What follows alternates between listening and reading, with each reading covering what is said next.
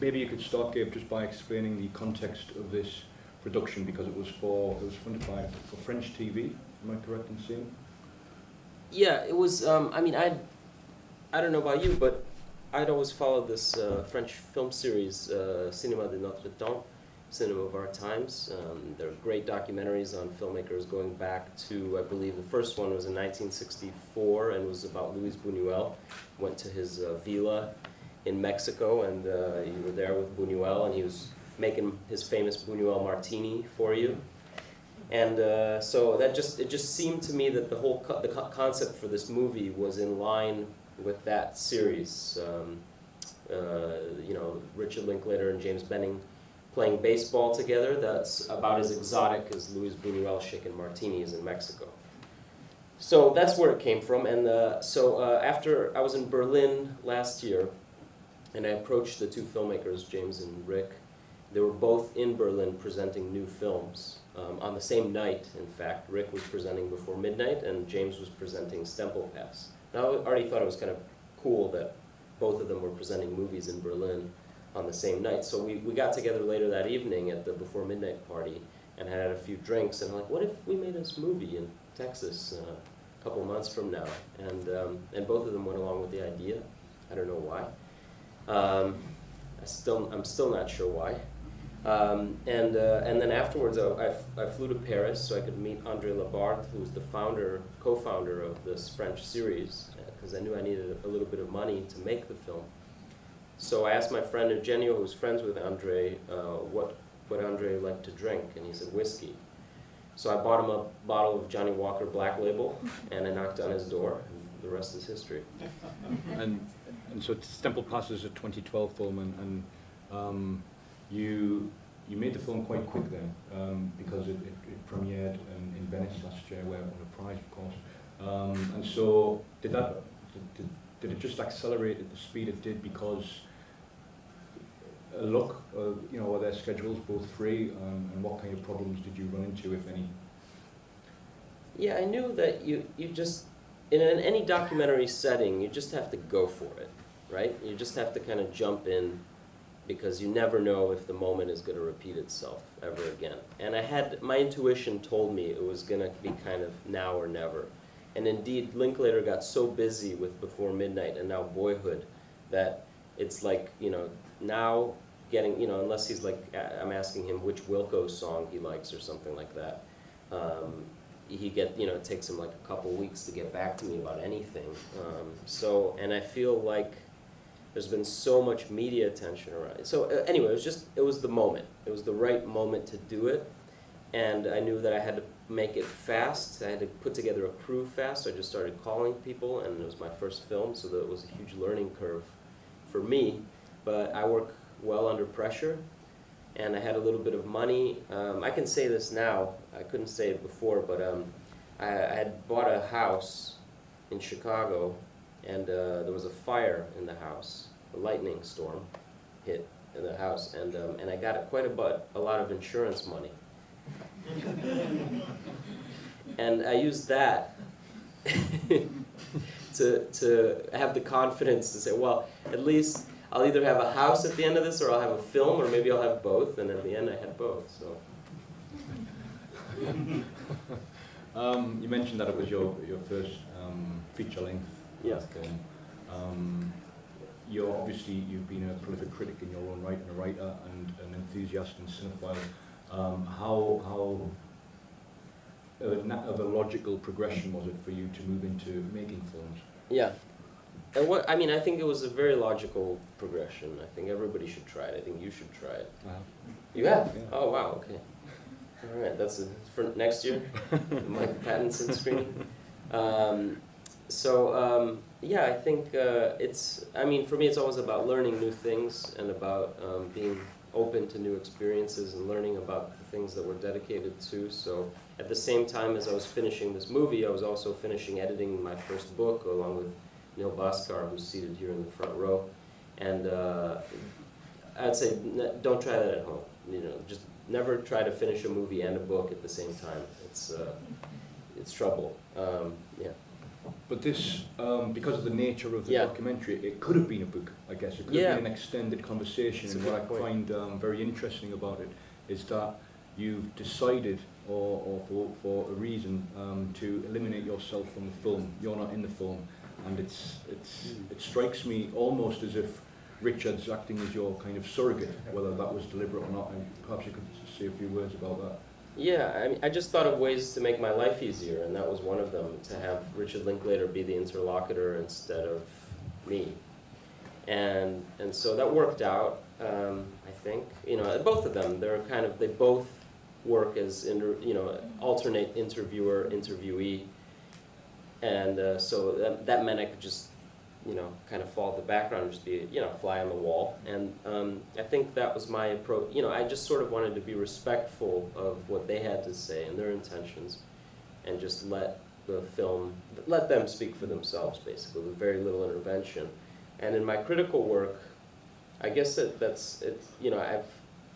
not let's say I try to write from an objective perspective rather than a personal or subjective one.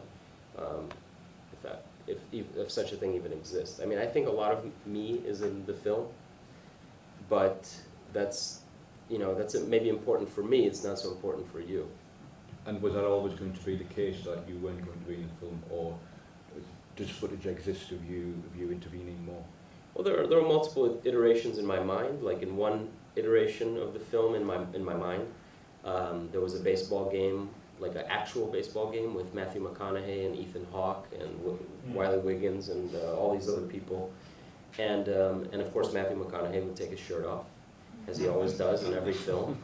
So I got in touch with all these guys, and of course none of them got back to me, and or they did, some of them very politely and declining, and schedule reasons, and I think that I really saved my butt on that one.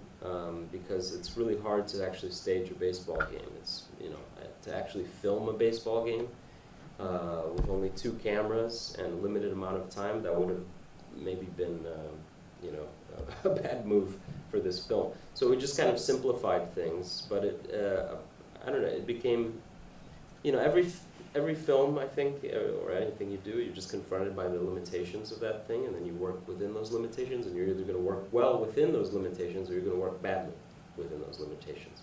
It's your choice.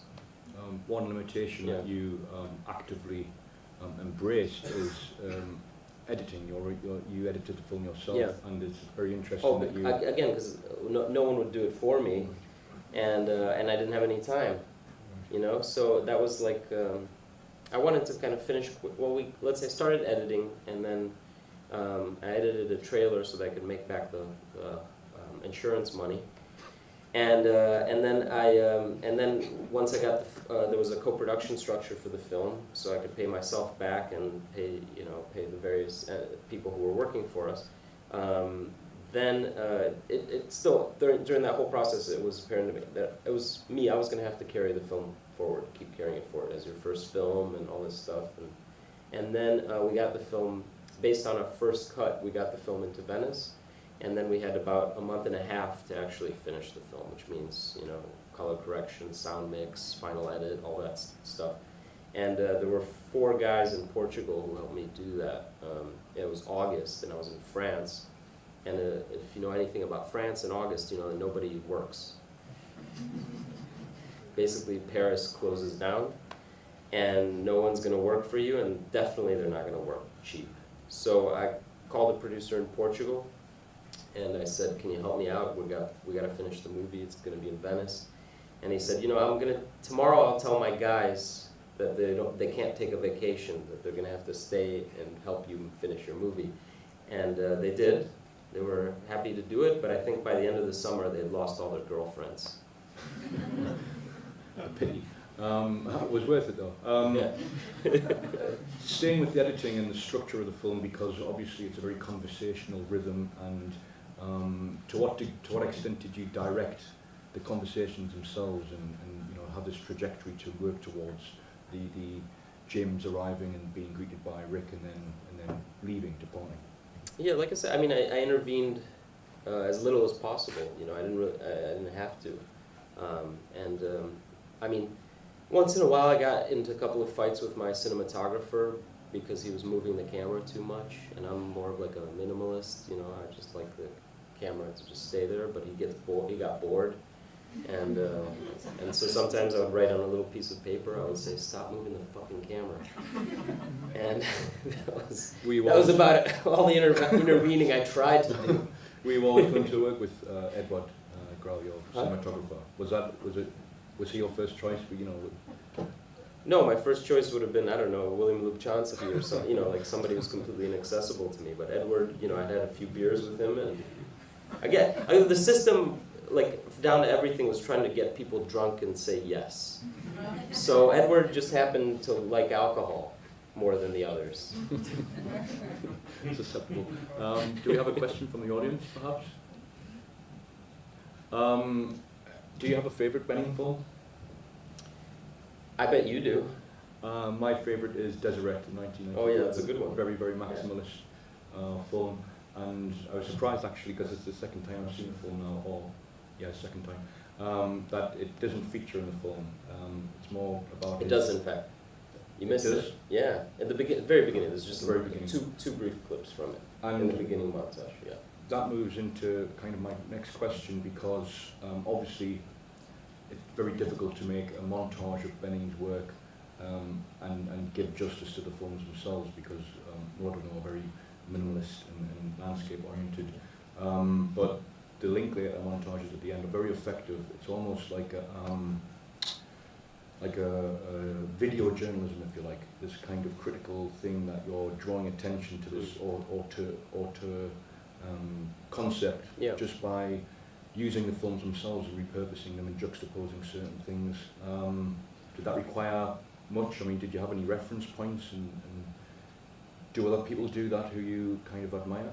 Yeah, again, maybe that's where I intervened a bit with those montages, which I always liked, but it's generally the type of thing maybe you can find on YouTube, or there are a lot of video essays going around now. And so this was a kind of combination of a verite documentary, video essay, buddy comedy, and you know, so it was a baseball movie. You know, so it was for me it was like this mixture of all these different things, these different elements, and I wanted it to be as rich as possible in that. What it took for me to do that? Well, just rewatching all of their films, you know, which I did as many as I could access, and then take lots of notes, you know, filling up a stack of notebooks, and you know, you're in the editing bay, and you just kind of lightning strikes sometimes, and just well, this goes with this, and this goes with this, and literally, I think there were 100 different versions of the movie over that summer, and again, we all lost our girlfriends. So it's a great means by which to draw attention to the work, especially James Benning's work, which until recently was comparatively difficult to come by. Yeah. And obviously you can't do that in a book form, in a written form, not without extensive stills, and even then you don't quite give justice to the material. Yeah. Is this something that you would consider doing for other filmmakers, perhaps? In a word, no. Why not? But, well, because I got so tired of looking at these two guys in the editing room that I think you get so close, and in a way it's like, I know their work now backwards and forwards, and them personally, you know, like you make a movie about people, suddenly you have a relationship with those people. So now Rick and James are people in my life. You know, I talk to them every week. I tell them what's going on with the movie. I'm going to send them a postcard from Slovenia and say, hey, we showed the movie here. All these nice people showed up, you know, and so it's a big responsibility in a way to make a movie about an artist, and to be fair to an artist. It takes an incredible amount of concentration, and you know, it's just, so I don't know if I would want that much responsibility of representing somebody else. So now I'm working on a fiction film because I wanted to get away from documentary, but I also wanted to get away from this model of sort of doing this. I think, one was enough. And but maybe, I don't know, like maybe we could do a 25-year reunion when James will be 90 and 27 years 95 actually. And I mean, isn't that kind of touching? You know, like they met 25 years ago, and if we did this again in 25 years, Rick would be 70 and James would be 95. I mean, that's amazing. I had the pleasure of spending more or less a week with James in James' company and yours in Bradford earlier this year, and he's he's a real lovely guy to be around, and you kind of get the sense that he's lasted so long as a filmmaker, and his output is continued because he has this reserve of energy. He's kind of this laid back guy. I guess what I'm wondering is, were you tempted at all to kind of go down a different route and pursue just James? Because at some points, he's the let's be honest, he's the dominant personality in the film, I think. That wasn't by design, that was just a thing that happened. It's just James is used to being in front of an audience a lot. He's a teacher at CalArts, and you can tell that. He has a very kind of teacherly quality, right? And Rick is very shy. In fact, the first day of shooting, he was shaking, and he didn't want to go on camera, and we had to kind of relax him and convince him a little bit. So James became the more dominant personality, I'd say, and so, but it was interesting how they sort of. I don't know how I got into this. What was the? Were you tempted at all to follow James more? Yeah. No, I wanted it to be as equal as possible. Yeah, I wanted it to be a real double portrait in the truest sense of that. And my two models for the film were documentaries one made in the 60s and one made in the 90s. One by Jacques Rivette about Michel Simon and Jean Renoir, where you were at a table with both. And then my other model was Claire Denis' film about Jacques Rivette with Serge Danet, where Serge Danet was acting as interlocutor. And so for me, both of these films, they function as sort of double portraits, even though they're more about one person than the other. So ostensibly, one is more of a Jean Renoir film and one is more of a Jacques Rivette film. But it ends up being equally about the other person as well. So those were my two models, and that gave me confidence that we could pull that off. Also, all the producers liked the idea because it's two for the price of one. Yeah, no, I think it's well achieved. I think that balance. But yeah, James is almost the interviewee during the film, and Rick, for whatever reason, assumes that mantle. Do we have a question from the audience on James or Rick or the film? You mentioned that you're working on a fiction film, Gabe. Tell us a bit more about that, please. This hat will tell you a little bit about it. It's going to be made in Greece, and for a few good reasons, but and maybe I'll let the film try to communicate those reasons rather than talking about it. But yeah, I just, again, to answer your earlier question, I didn't want to, if I was going to make films, and this last one went well, so I said, okay, I'll keep making films. I said, I don't want to be pegged as that guy who makes documentaries about filmmakers. I said, fuck that, I'm done with that. And so I'm trying, flex your chops and try to see if you can make a fiction, and it's a chaotic, making a movie is such a chaotic, crazy, irrational thing anyway. There's no real reason to do it. You have to fight. I read something recently that artists are basically continually fighting for their work of art to actually have a place and to exist. And that's the whole point, is that there's no reason that you should be creating anything. You have to fight for that thing to exist, and then there has to be a context built around that thing. And so you're working equally hard on the thing and the thing around it, the culture and the context. And so, I mean, that's why it's important, I don't know, for me to be here, you to be here, Varga to be here, all these, people to be here, because we're creating the context for the work to actually exist. Yeah. And, I think it's great to see a film like this by a film fan and now a filmmaker, and your enthusiasm for both filmmakers and for cinema itself is infectious, and it comes across, and it's great to see such a great audience. But I wondered, during watching the film, is it fair to say that this cultural space for cinephilia is diminishing in any way? Not in Slovenia. No, not in Slovenia. What about then in Austin, Texas, where where Rick founded? Not in Austin either, actually. Rick just the organization that he co-founded, the Austin Film Society, they just opened a new art house cinema called the Marquesa, which they took over an old theater space and they remodeled it and put in new projection equipment. They do film, they do digital, and they do repertory programming there that's headed by Linklater. So film is alive and well in Austin, Texas. Film is alive and well in Slovenia. Film is alive and well in a lot of places, even though maybe the industry would like us to convince us that it's not, that it's dying, that film culture is more digital, localized. I don't know. Sure, there's been a lot of sea changes, and we're fighting. We've always been fighting. I just feel like it's a different fight.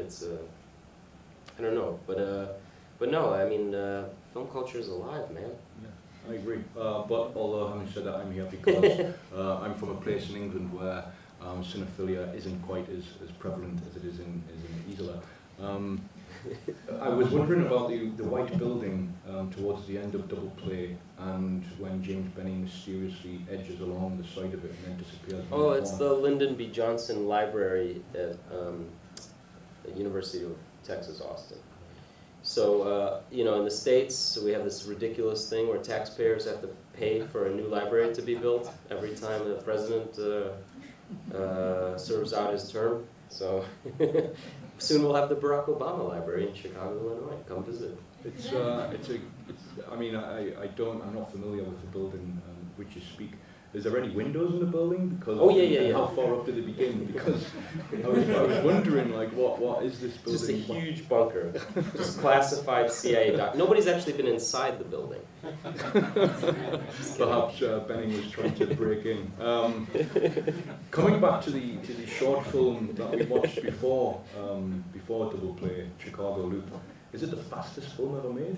It feels like it. It's pretty fast, and can you imagine that none of that was made in post-production? That was all done in camera. So that means, for those of you who don't know what in camera means, that means that basically he's shooting a few frames of film, and then he's changing the position of the camera, and then shooting a few more frames, and then changing it again, a few more frames, and it's very mathematical, very precise. And so that's the way that film was achieved, because with analog editing, you could certainly do that with optical printing a lot, but if you do it in camera, it's really more effective because you're not losing any frames. You're more. I felt almost exhausted, imagining James making the film than I did watching it, and felt very dizzy just even thinking back to it now. You're based in Chicago. I am based in Chicago, and the city is remarkably very similar to what you see in the film. Still, except for one hideous building that was made by Donald Trump, evil man Donald Trump, who put a big tall phallus in our skyline. Of course he did. But several other phalluses, so it's not that out of place. But anyway, yeah, Chicago is that's still what it is. And James told me maybe one last anecdote before we all go get a beer and our smokers can light up. James said that he grew up in Milwaukee, Wisconsin, and Chicago was always the bad place. Milwaukee is about 45 minutes north of Chicago if you follow Lake Michigan. And so James grew up and Milwaukee was no picnic back when James was growing up. But Chicago was kind of like, oh, that's the big city. That's it's a scary place. So the first time James went to Chicago was with his family, and they drove in with the windows up, and they never stopped. They were too afraid to stop. They just came into Chicago, they went around, and then they drove right back up to Milwaukee. So maybe Chicago Loop was somehow a reading of that experience. And tomorrow you're catching a flight to Melbourne. Yeah, or several flights Sydney. to Melbourne. Sydney, sorry. And James is joining you on the Yeah. So I'm going that way, and James is going that way from California, and somehow we're both going to meet in Australia in about 24 hours. And this is a retrospective of James's work plus a screening of Double Play. Yeah. Excellent. Do we have a final question? No, we just want beer, right? Just beer and cinema. Yeah. I think that's a very good idea. All right, Okay, then let's let's go. put your hands together in a warm appreciation. Thank you.